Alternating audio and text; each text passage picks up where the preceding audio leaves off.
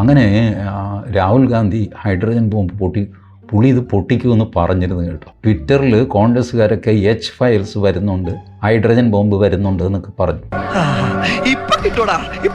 ഇത് ഈ 1-2 തവണ ഇങ്ങനെ ബോംബ് പോയിട്ടൊരു നനഞ്ഞ പടക്കം പോലും കയ്യിലില്ല, ഒരു ഷോ ആണല്ലോ എന്നൊക്കെ ഞാൻ വിചാരിച്ച്.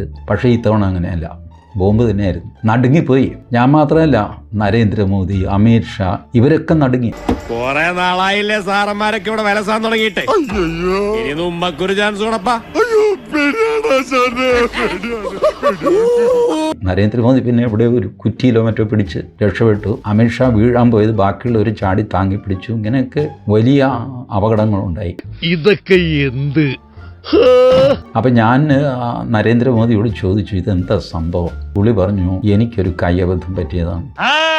ഹരിയാനയിൽ കള്ളവോട്ട് ചെയ്യാനായിട്ട് ഒരാളെ വേണം. അപ്പം ഞാൻ തീരുമാനിച്ചു, ഒരിക്കലും പിടിക്കപ്പെടാതെ ഒരാളെ കിട്ടണം. അപ്പോൾ അത് എവിടെ നിന്ന് കിട്ടും? അങ്ങനെ ഞാൻ ആലോചിച്ചപ്പോഴാണ് ഈ ബ്രസീലിൽ നമ്മുടെ സുഹൃത്തുണ്ട്, ബ്രസീലിയൻ പ്രസിഡന്റ് ലൂല ഡെ സിൽവ. ഞാൻ ലൂലയെ വിളിച്ചു. പുടിൻ റഷ്യയിൽ ഉറച്ചേ, പുള്ളി അങ്ങ് മാറ്റാനൊന്നും പറ്റില്ല. ഷീ ജിൻപിങ് ചൈനയിൽ പോലെ ഉറച്ചു. ലൂല ഡി സിൽവയ്ക്ക് അങ്ങനെ പേടിക്കേണ്ട കാര്യമൊന്നുമില്ല. ആകെ എനിക്ക് മാത്രമേ പേടിക്കാനുള്ളൂ. കാരണം ലോകത്തിലെ ഏറ്റവും സമർത്ഥനായ രാഷ്ട്രീയക്കാരനുമായിട്ടാണ് ഞാൻ ഏറ്റുമുട്ടുന്നത്.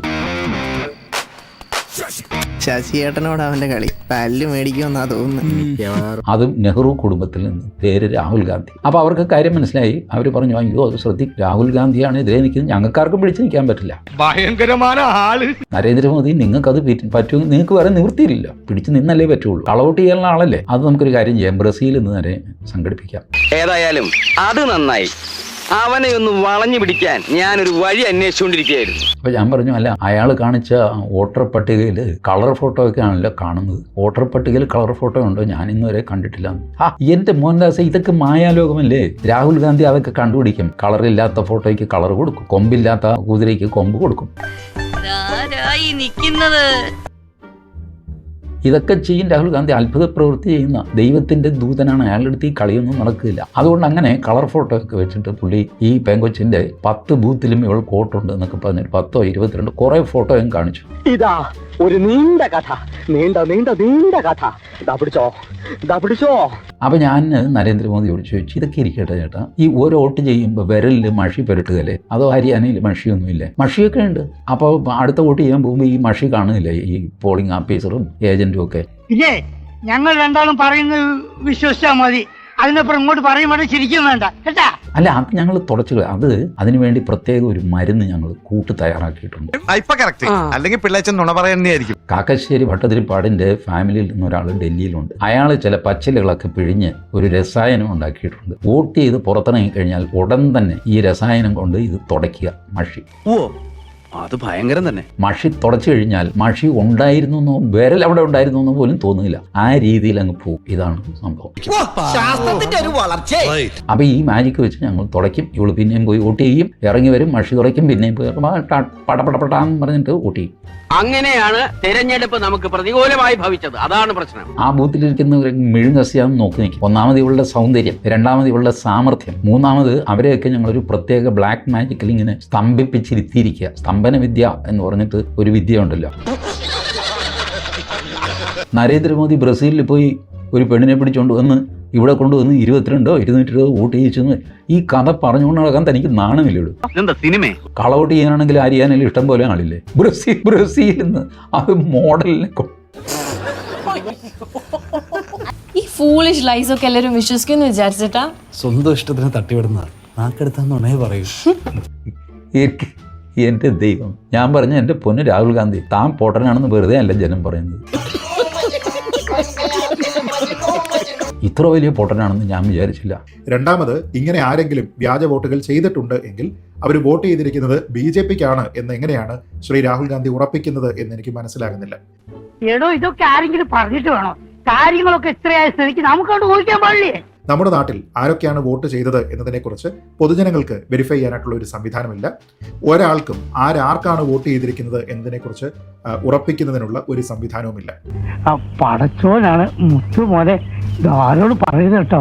അപ്പോൾ രാഹുൽ ഗാന്ധി പറഞ്ഞു, അല്ല അത് പറ്റിപ്പായിരുന്നല്ലേ ചേട്ടാ? ഞാൻ പറഞ്ഞു, തന്നെ പറ്റിച്ചതാണ്. KC വേണുഗോപാലോ ആരാ തൻ്റെ കൂടെയുള്ളവർ, ഏതോ ഒരു കണസഗോലു എന്നൊക്കെ പറഞ്ഞിട്ട് ആൾക്കാരൊക്കെ ഇല്ലേ, കുറെ കക്ഷികളുണ്ടല്ലോ, അവരാരണ്ട് തന്നെ പറ്റിച്ചതാ.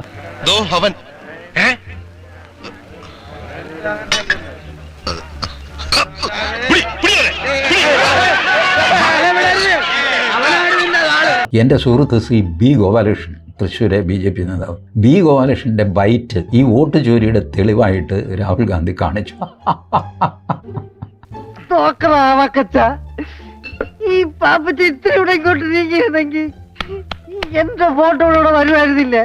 എൻ്റെ ദൈവം, രാഹുൽ ഗാന്ധിയെ കൊണ്ട് എന്തെല്ലാം വേഷം കെട്ടിക്കുന്ന ആൾക്കാർ. നിങ്ങൾ ആലോചിച്ച് നോക്ക്. ഗോപാലകൃഷ്ണൻ ആ ബൈറ്റിൽ പറയുന്നത് ഞങ്ങൾ കാശ്മീരിൽ നിന്ന് വരെ ആളെ കൊണ്ടുവന്ന് 1 കൊല്ലം താമസിപ്പിച്ച് വോട്ട് ചെയ്യിക്കും എന്ന് പറയുന്നു. ഇതിനകത്ത് എന്താ വോട്ട് ചോരി?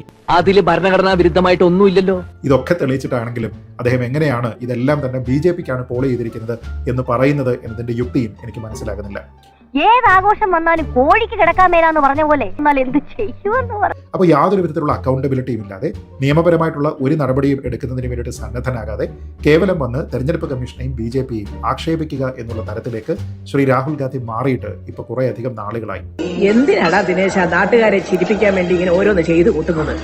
അദ്ദേഹത്തിന് സ്തുതി പാടുന്ന നിരവധി ആൾക്കാരുണ്ട്. പക്ഷെ അവരോടെല്ലാം ചോദിക്കാനുള്ള ഏറ്റവും പ്രധാനപ്പെട്ട ചോദ്യം, അദ്ദേഹം ഈ പറഞ്ഞിരിക്കുന്ന കാര്യങ്ങളെല്ലാം തന്നെ തെറ്റാണ് എന്ന് രേഖാമൂലം തെളിവ് വന്നതിന് ശേഷവും അദ്ദേഹത്തിനെ നിങ്ങൾ എന്തുകൊണ്ടാണ് ഗൗരവമായിട്ട് കരുതുന്നത് എന്നുള്ളതാണ്. ഇതിന്റെ സത്യാവസ്ഥ ഒന്ന് അറിയണമല്ലോ. നമുക്ക് അതിന്റെ പേരിൽ സമരം ചെയ്യണം. എന്നിട്ട് ഇലക്ഷന്റെ ബഹളത്തിനിടയിൽ സമരം ഒതുക്കാൻ അയാൾക്ക് സമയം കിട്ടിയെന്ന് വരില്ല. അതും ബാലറ്റ് പേപ്പറിൽ എനിക്ക് ഗുണം ചെയ്യും. മഹത്തായ ചിന്താഗതി. നമ്മുടെ മാതൃഭൂമിയിലെ ഉണ്ണി ബാലകൃഷ്ണൻ, ഉണ്ണി സാർ, വാർത്തകൾ ചൂടോടെ കറുപ്പിലും വെളുപ്പിലും. പുള്ളി അങ്ങോട്ടും ഇങ്ങോട്ടും ഈ വെരുകിനെ പോലെ അങ്ങോട്ട് പായുന്നു, തിരിച്ചു പായുന്നു. ക്യാമറ പുള്ളിയുടെ പിന്നാലെ പോകുന്നു. പുള്ളി അങ്ങനെ കടന്നു കളയുമോ എന്നുള്ള മട്ടിൽ ക്യാമറാമാൻ പിന്നാലെ ഓടുന്നു. നടപ്പ് കണ്ട കളക്ടറുടെ ഗമയാ. ഇടയ്ക്ക് വെച്ച് പുള്ളി സഡൻ ബ്രേക്ക് ഇടുന്നു, തിരിച്ചു വരുന്നു. ഇങ്ങനെയൊക്കെ ചെയ്തിട്ട് പുള്ളി പറയുന്നത് അതിഭയങ്കരമായ ചോദ്യങ്ങൾ ഉന്നയിച്ചിരിക്കുകയാണ് രാഹുൽ ഗാന്ധി. ഇന്നത്തെ ന്യൂസ് അവറിൽ ഞാനൊരു പൊളി പൊളിക്കും.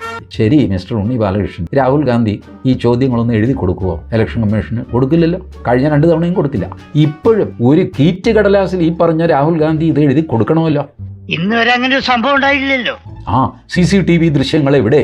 റൂൾ അനുസരിച്ച് തെരഞ്ഞെടുപ്പ് കഴിഞ്ഞാൽ 45 ദിവസം കഴിയുമ്പോൾ, 45 ദിവസമാണ് തെരഞ്ഞെടുപ്പ് പരാതി കൊടുക്കാനുള്ള ദിവസം. അതിനുള്ളിൽ പരാതികളൊന്നുമില്ലെങ്കിൽ CCTV ദൃശ്യങ്ങൾ നശിപ്പിച്ചു കളയും. അല്ലാതെ ഈ CCTV ദൃശ്യങ്ങൾ ഇങ്ങനെ അനന്തകാലം സൂക്ഷിച്ചു വെക്കാൻ പറ്റുമോ? നിങ്ങൾ എവിടെയായിരുന്നു ഇത്രയും കാലം? എനിക്ക് മനസ്സിലാവണില്ല. ഒന്ന് കറങ്ങി മദ്രാസ്, ബാംഗ്ലൂർ, ബോംബെ, കൽപ്പാത്തി, അങ്ങനെ തിരക്കിട്ടൊരു ടൂർ പരിപാടി. ഈ ആഫ്രിക്കൻ മോഡൽ വന്ന് ഇവിടെ വോട്ട് ചെയ്യാന്നൊക്കെ പറഞ്ഞാൽ ആരെങ്കിലും ഒരാൾ തിരിച്ചറിയില്ലേ? എടാ, ഇത് ഹരിയാനക്കാരി അല്ലല്ലോ, കണ്ടിട്ട് വെളുത്ത് മദാമ്മ പോലെ ഇരിക്കുന്നു. അപ്പോഴത് മോർഫിംഗ് അല്ല, തെറ്റുപറ്റിയത് നമുക്കാ. ഒരു മോഡൽ ലുക്കിലുള്ള ഒരാൾ വന്ന് ഗ്രാമീണ പ്രദേശത്തുള്ള ഒരു ബൂത്തിൽ വന്ന് വോട്ട് ചെയ്ത് കഴിഞ്ഞാൽ റിപ്പീറ്റഡ് ആയിട്ട് അവർ തന്നെ വരികയാണ് എങ്കിൽ നിശ്ചയമായിട്ടും അത് കണ്ടുപിടിക്കാനായിട്ട് സാധിക്കും. മുതലാളി, ഞാൻ നാന വായിച്ചെല്ലാം പഠിച്ചു. ഇതൊരു പുതിയ ടെക്നിക്കാണ്. ഒരാളെ 2 ആളാക്കി മാറ്റുന്ന വിദ്യ. ഇതിനെ ക്ലോണിംഗ് എന്ന് പറയും. എന്താണ് ക്ലോണിംഗ്? ഇതിന് ക്ലോസിംഗ് എന്ന് പറയും. നിന്റെ ചാപ്റ്റർ ക്ലോസ്. അവിടെ അതിൻ്റെ നടുക്കാണ് ബ്രസീലിൽ നിന്ന് ഒരു പെങ്കൊച്ച് വന്നിട്ട് 22 വോട്ട് ചെയ്തു, 220 വോട്ട് ചെയ്തു. അതിൻ്റെ ഫോട്ടോ ഇങ്ങനെയാണ്. നടക്കുന്ന കാര്യം വല്ലതും പറയണ. ഓരോ ഉടായ്പായിട്ട് അറിയിക്കോളൂ. അതിൻ്റെ പേര് ഗൗരി എന്നാക്കി മാറ്റി, ടിൻറ്റോ എന്നാക്കി മാറ്റി, സ്വീറ്റി എന്നാക്കി മാറ്റി. വൃത്തികേട്. ഒരു പ്രതിപക്ഷ നേതാവിന് ഇത് പറയാൻ കൊള്ളാം. എന്നിട്ട് ഹൈഡ്രജൻ ബോംബാണ് പോലും, ഹൈഡ്രജൻ ബോംബ്.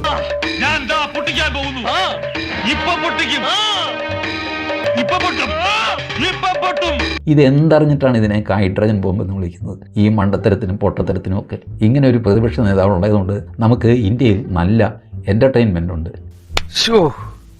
കഷ്ടം.